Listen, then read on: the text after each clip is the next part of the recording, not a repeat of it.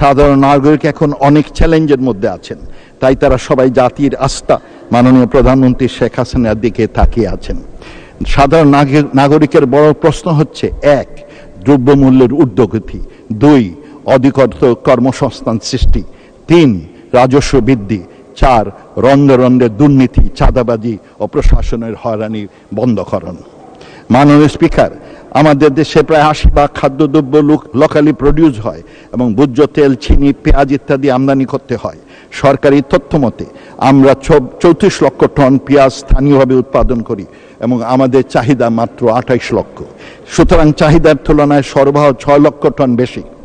একই অবস্থা আলুর ক্ষেত্রে, আমাদের প্রোডাকশন প্রায় 104 লক্ষ টন, যা চাহিদার তুলনায় প্রায় 35 লক্ষ টন বেশি। তাহলে এগুলোর দাম বাড়বে কেন? আমাদের তথ্যে কোনো গরমিল আছে? মাননীয় স্পিকার, দেশে যথেষ্ট কর্মসংস্থান না থাকায় প্রতি বছর হাজার হাজার কর্মক্ষম লোক বৈধ অবৈধ উপায়ে বিদেশে পাড়ি দিচ্ছে।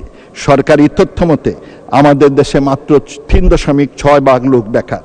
অর্থনীতির ছাত্র হিসাবে আমরা জানি 4 লোক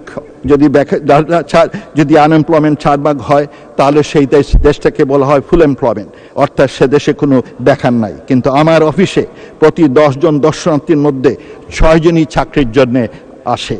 কর্মসংস্থান বা উদ্যোক্তা সৃষ্টি সাধারণত প্রাইভেট সেক্টর করে থাকে, সেজন্য তাদের যথেষ্ট ব্যাংক ঋণ নেওয়ার সুযোগ থাকা উচিত। এবারের বাজেট ঘাটতি মেটানোর জন্য 1,37,000 কোটি টাকা সরকার